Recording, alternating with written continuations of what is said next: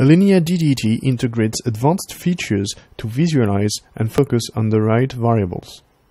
To do so, just start Allinea DDT the usual way and go on the right-hand side of the graphical interface.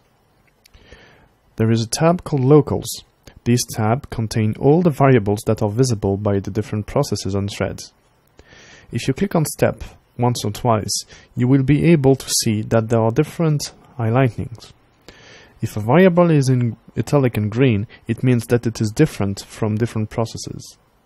If it is in bold and blue, it means that it has changed from the previous step. There is also a small picture called the sparkline that illustrates how the variable is scattered across the processes. If you click on that picture, you will have some more details. The outer tab is the current line tab. In this tab, you will see the variables that are related to the current line that you are focusing on.